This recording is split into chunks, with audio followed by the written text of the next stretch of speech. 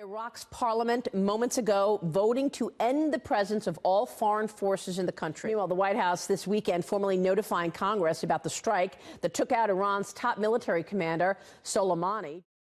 It's the land of unconfirmed. Yes, we came, we saw, he died. Did it have anything to do with your visit? No, I'm sure it did.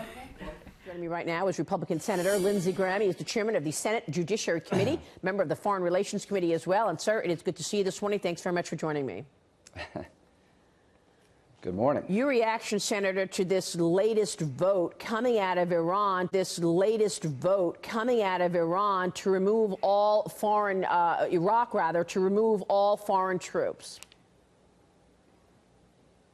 Well, it's a bit concerning. I hope all the Iranians would leave. Iran is bribing Iraqi politicians to...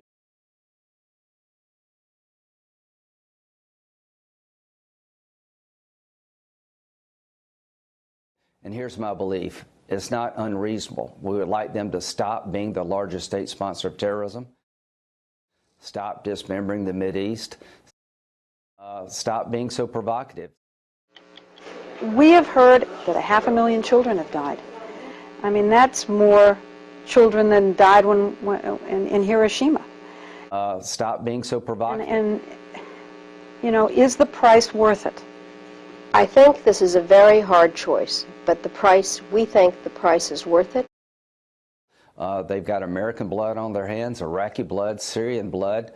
You do believe that the Bush administration was behind that building coming down? It was never hit by a plane, and it fell in 7 seconds, and it was 49 stories high. It'd have to be the Bush administration. Because that's when it happened. But Jesse, I say the reason that this was done was to protect oil interests, or because the president wanted to have the Iraq war. That the government would deliberately kill 3,000 people, to accuse the president of this because of he's protecting oil interests. Governor, that's a terrible accusation to make. And it also paints him as a genius, which is against Joy's conspiracy that he's an idiot. Well, wait a minute. Cheney really wanted to have the cause of death of 3,000 people? Come on. 58,000 of us were killed in Vietnam. Change behaviors without a regime change? And how do you establish a regime change without an actual invasion? About 10 days after 9/11, I went through the Pentagon and I saw Secretary Rumsfeld and Deputy Secretary Wolfowitz. I went downstairs just to say hello to some of the people on the Joint Staff who used to work for me. And one of the generals called me and he said, "Sir, you got to come in. You got to come in and talk to me a second." I said, "Well, you're too busy." He said, "No." He says, "We've made the decision. We're going to war with Iraq." This was on or about the 20th of September. I said, "We're going to war with Iraq. Why?" He said, "I don't know." He said, "I guess they don't know what else to do." So I said, "Well, did they find some information connecting Saddam to Al-Qaeda?" He said, No. He says, "There's nothing new that way. They've just made the decision to go to war with Iraq." He said, "I guess it's like we don't know what to do about terrorists, but we've got a good military and we can take down governments." And he said, "I guess if the only tool you have is a hammer, every problem has to look like a nail." So I came back to see him a few weeks later, and by that time we were bombing in Afghanistan. I said, "Are we still going to war with Iraq?" And he said, "Oh, it's worse than that." He said, he reached over on his desk, he picked up a piece of paper, and he said, I just got this down from upstairs," meaning the Secretary of Defense's office today, and he said, "This is a memo that describes how we're going to take out 7 countries in 5 years, starting with Iraq and then Syria, Lebanon, Libya, Somalia, Sudan, and finishing off Iran.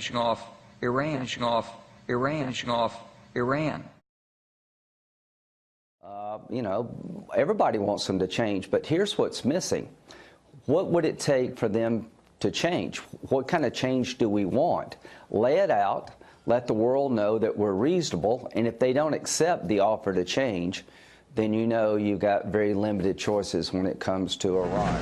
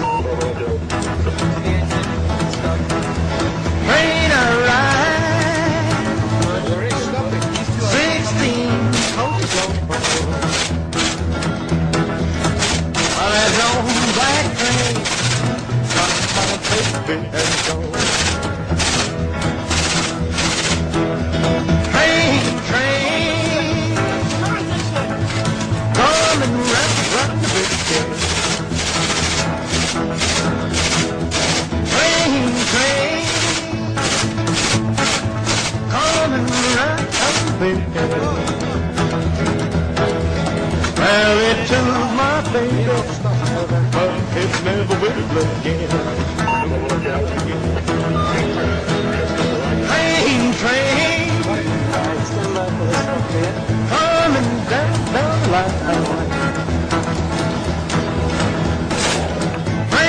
Train, coming down the line. Well, it's bringing my baby, oh, she's mine, oh, mine, she's mine, oh, mine.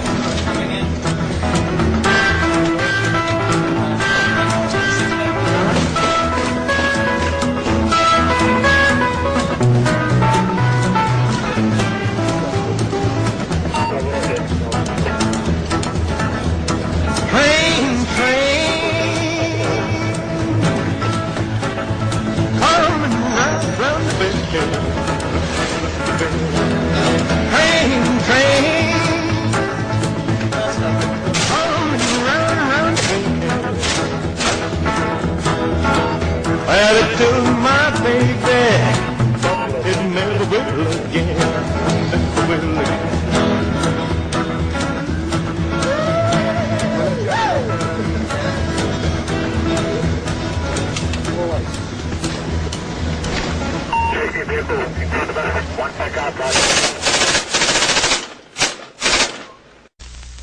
They were. What did Iraq have to do with what? The attack on the World Trade Center. Nothing. Nothing. Nothing. Nothing. Nothing. And sometimes running into their cars. And then the second video is even more devastating. But let's watch this first one.